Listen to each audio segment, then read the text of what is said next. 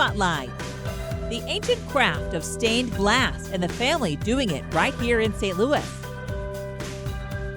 Plus, bread pudding with a twist. A true holiday story with the owner of a growing brand. And then Chanukah, the Festival of Lights, inside the tradition and the meaning. But first, a new illustrated book uncovers the story behind one of St. Louis's most iconic landmarks. It's Sunday, and you're watching the multiple Emmy Award-winning Spotlight. It's a St. Louis landmark often referred to as the Mother Church. The Cathedral Basilica of St. Louis is where Catholics gather to celebrate, to pray, and to mourn. It's considered one of the great cathedrals of the world. I've long admired the Cathedral Basilica of St. Louis as an architect and as a Catholic, having come here many, many years. So I've always been in awe every time I come in here and just study it and see new things each time. That admiration prompted author, architect, and historian John Gunther to create this book, Cathedral Basilica of St. Louis, an illustrated timeline. It's a story 352 years in the making. It begins in 1673 with Marquette and Joliet coming down the Mississippi River on their expedition and goes right through 2025 with the latest refinements in the Cathedral Basilica. It's all encompassing, so you can really gain an appreciation for the founding and the development of St. Louis, the expansion and the growth of the church here in St. Louis. The transepts that you see here, the arcades. Gunther hopes to take readers through a journey of the key events that led to the Cathedral Basilica's design and realization. It's a process that began with a St. Louis architectural firm winning the chance to lead. In 1905, there was a design competition that was held, and it was an international competition open to architects from Europe as well as across the United States. And Barnett, Haynes, and Barnett entered and won that competition. So their design was really outstanding, and it embodied all the goals and aspirations of Archbishop Glennon to have a Byzantine interior with a Romanesque exterior. And so a very unique and beautiful space. Like many cathedrals, tells the story of time through the artwork. Some cathedrals do that through beautiful stained glass, and this cathedral has mosaics that wrap around you and communicate to you while you're here. If you just look around, you will see and absorb the lessons to be learned. Along his journey, Gunther consulted family members of two families who've had powerful impacts and artistic contributions to the Cathedral Basilica of St. Louis. One of my most vivid memories of my grandmother is posing for that particular picture. Ted Dunn is the grandson of world-renowned muralist Hildreth Mier. Mier received her first commission at the cathedral in 1942 for the design of the Byzantine-style glass mosaics for the soffit of the eastern arch above the east sanctuary wall of the Passover mosaic. She also designed the pentatives supporting the South Dome, which features saints who spread Catholicism in America. Mier's final design was in 1961 for the West Arch soffit depicting the educational apostolate. Ted Dunn and his sister Hilly modeled as the children standing in front of the School Sister of Notre Dame in the West Arch soffit. That my likeness is in two of the representations that my grandmother did. One by myself, the boy on crutches, and one with my sister, the boy in the blue overalls.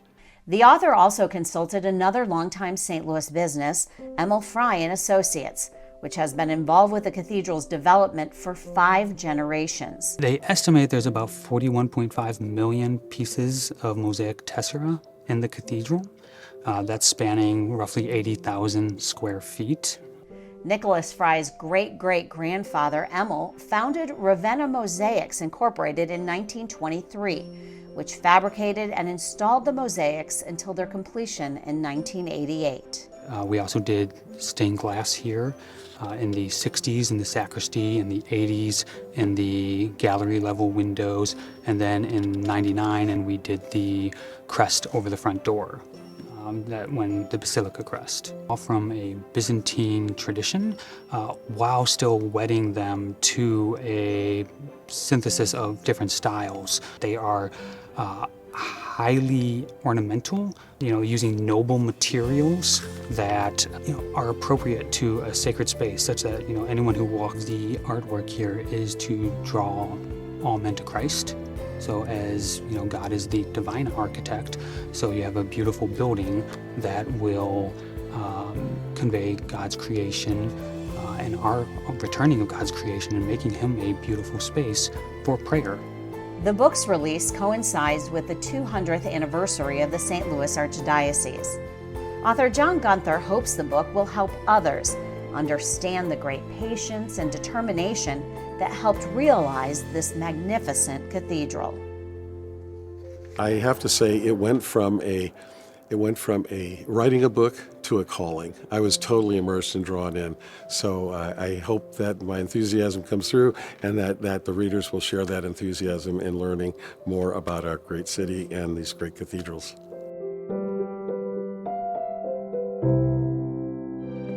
For more St. Louis stories, subscribe to the HEC YouTube channel, Spotlight STL from HEC Media.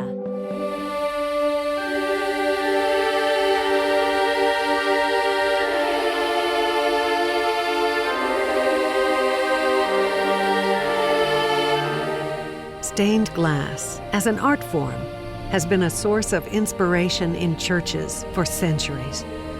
Few other art forms have quite the same ability to evoke feelings of spirituality.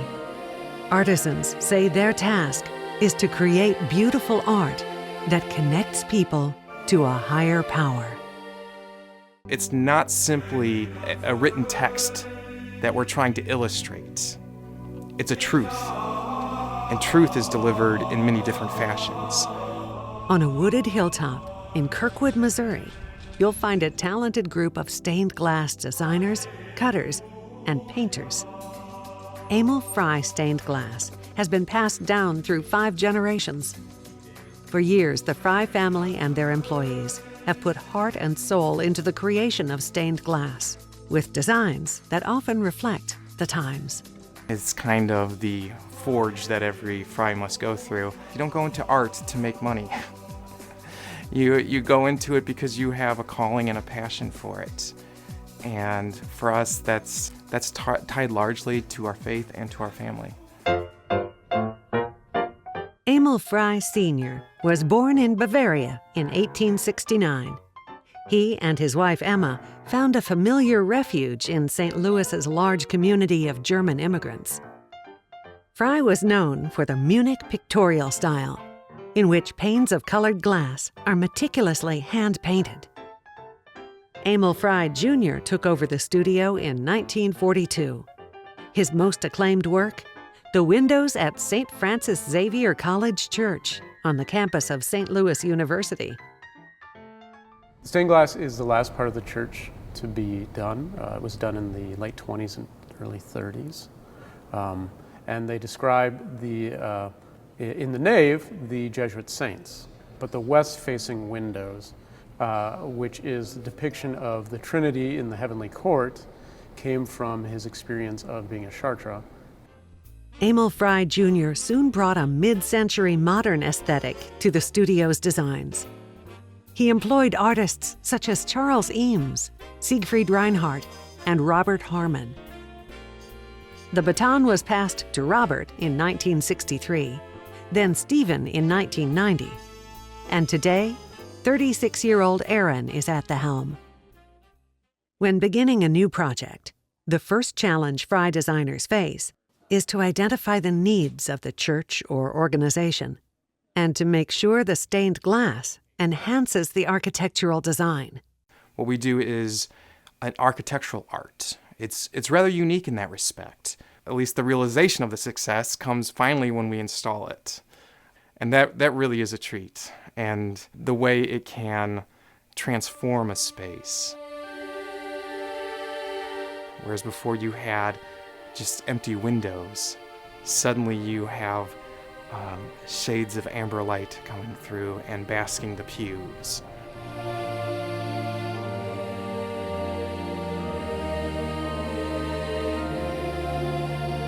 Fry windows are often very large, and to have really intense, bright colors on that type of scale can be a little overwhelming.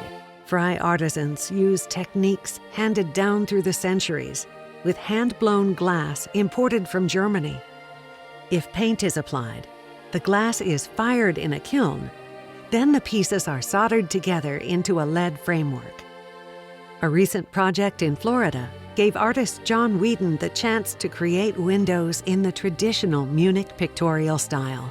It's an older church. It has Gothic windows. It's I would say, sort of a neo-Gothic church.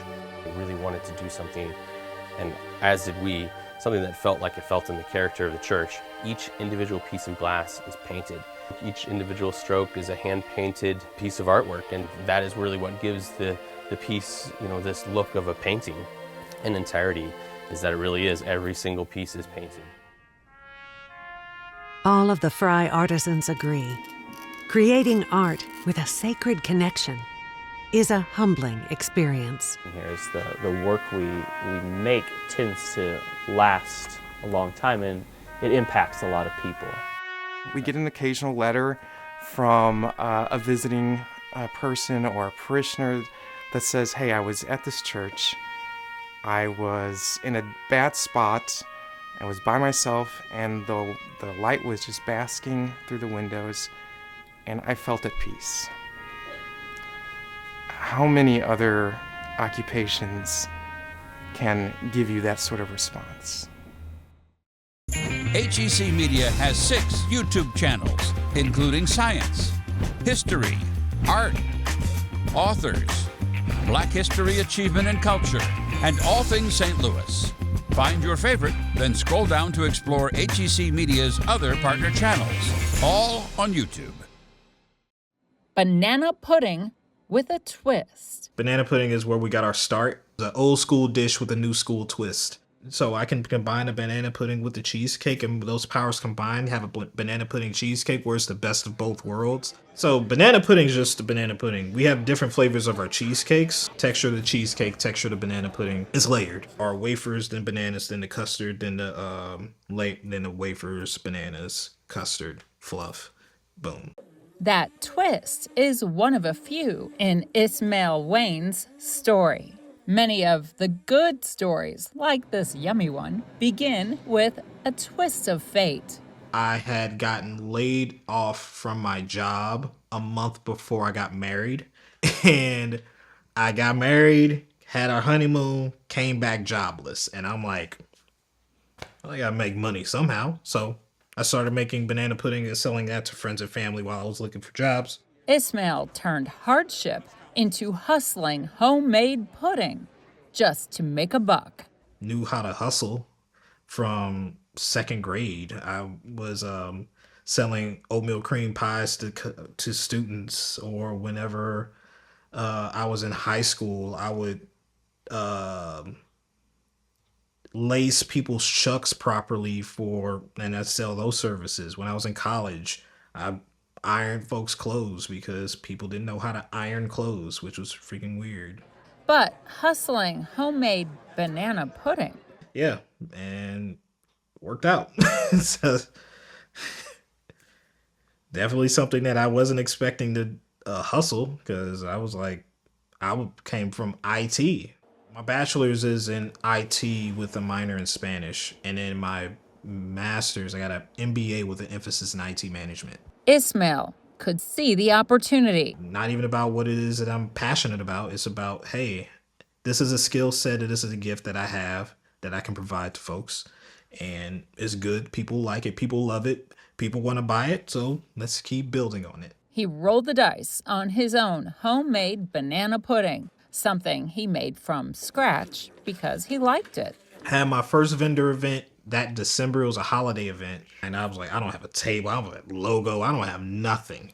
Got there, sold out of all my jars, made a woman cry. And when she actually started crying, I'm like, oh. And she was like, because this tastes exactly how her grandmother used to make it, and she passed away 7 years ago. So that brought her back to that feeling. And that's when I was like, oh, snap. Ismail felt a calling to tradition, family traditions, community traditions, but best of all, simple goodness and smiles.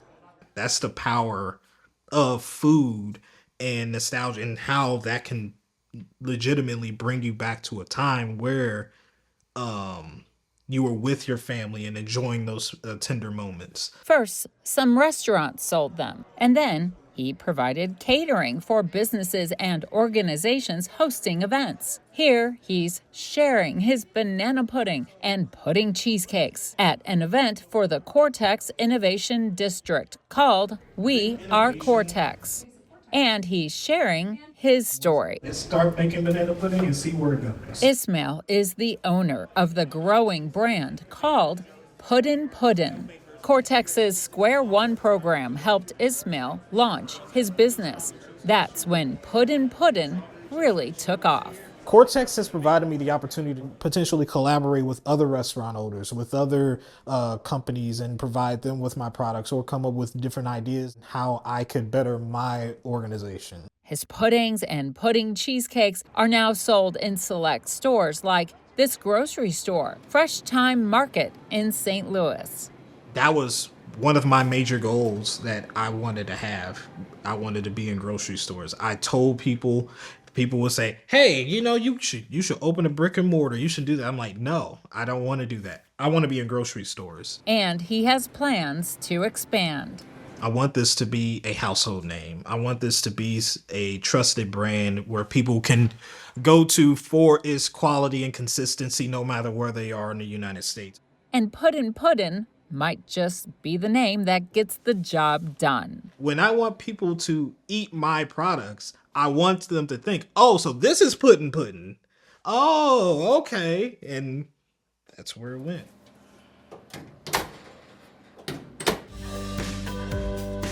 Later on Spotlight, composer Bach's family Bible and its home in St. Louis.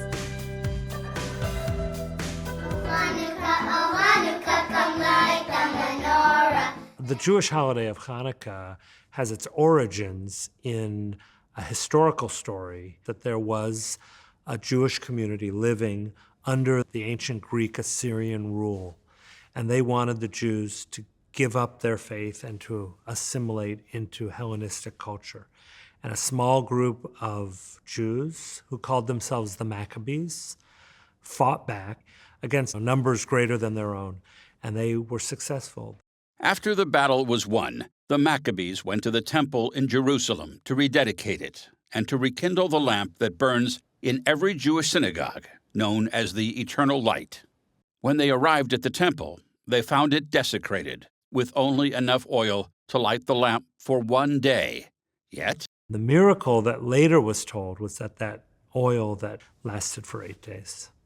And that's a beautiful story, but it's just a story that was told in order to keep this holiday vivid and real and alive. similar to the Maccabees in the Hanukkah story, the Nogan family did not have the privilege to celebrate their heritage openly.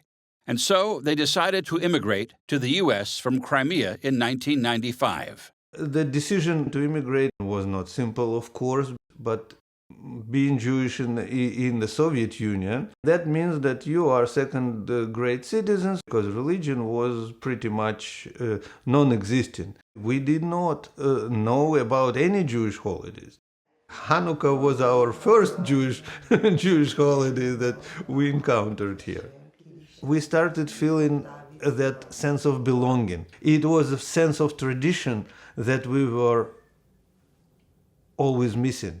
Like all Jewish holidays, Hanukkah is celebrated with many traditions. The most ancient and most long-standing traditions of Hanukkah are the simplest: the lighting of the Hanukkah menorah and the telling of the story. Each day of Hanukkah, using the center candle, which is the helper candle, we use that candle each day to light an additional light of the menorah to remind us that the miracle lasted.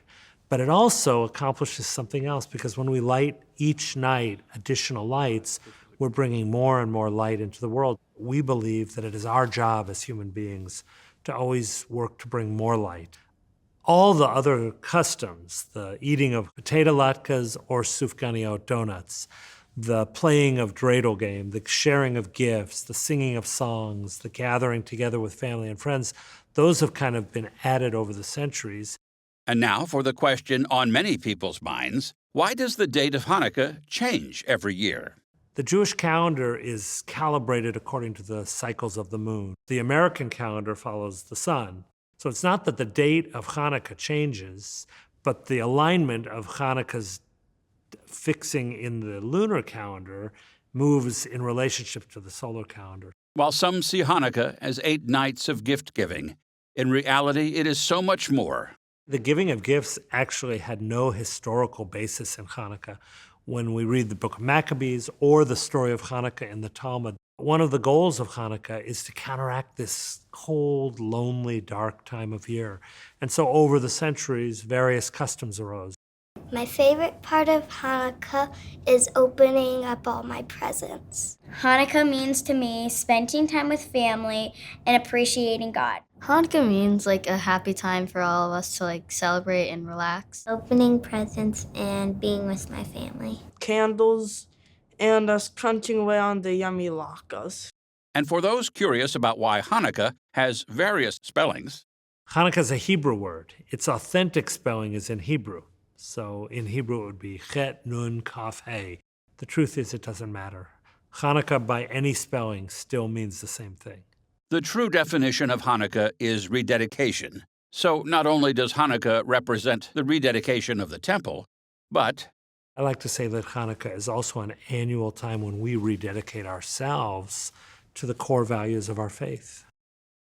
HEC Media, bringing you culture and community. Find all of HEC's positive programming and award-winning content at hecmedia.org.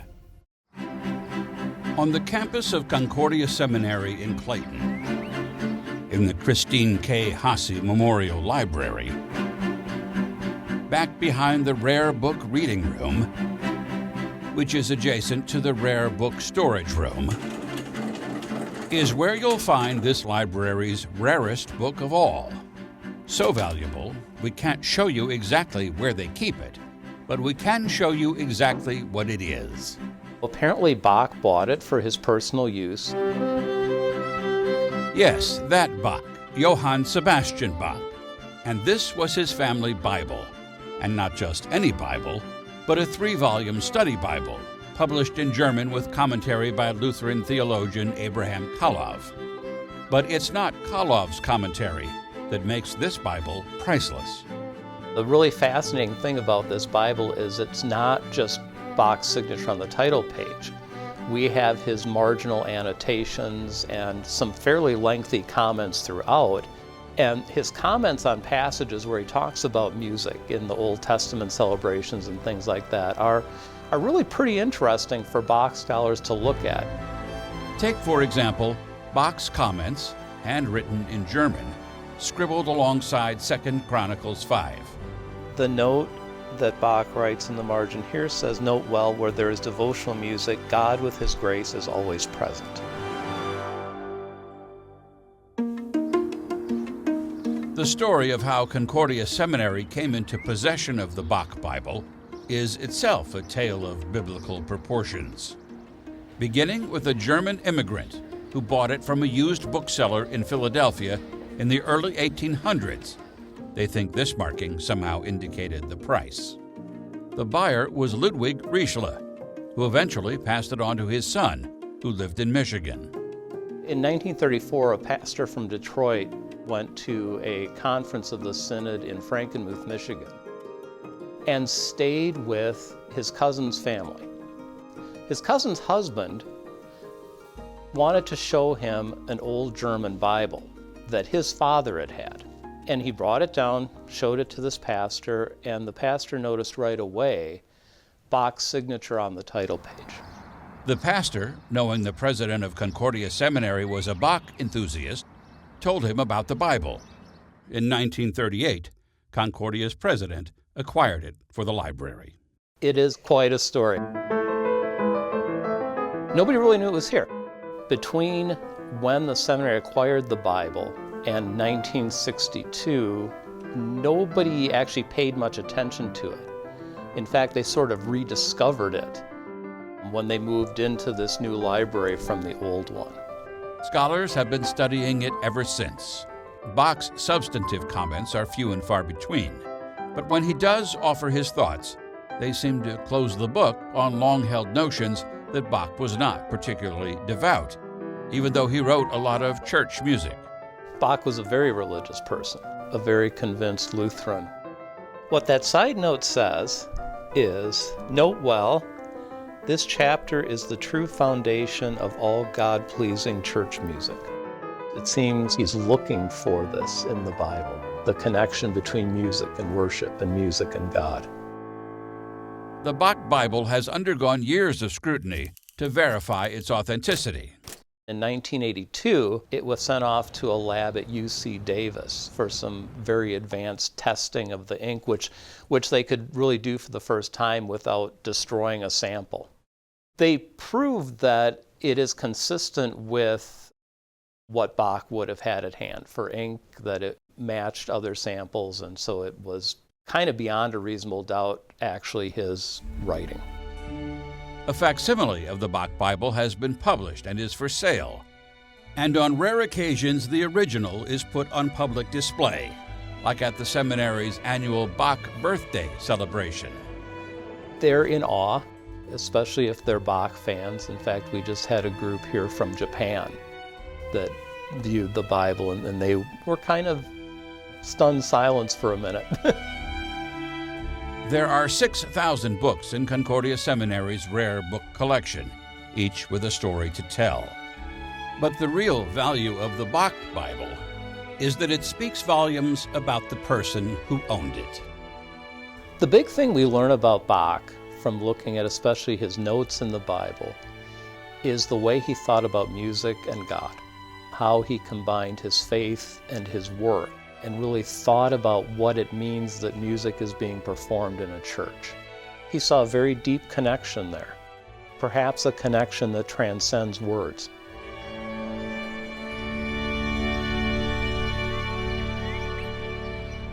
Next week, the untold story of the Rockettes and their St. Louis beginnings, plus the perfect holiday music to get you in the spirit. Thanks for watching Spotlight. Join us next Sunday at 9:30 a.m. on KPLR 11.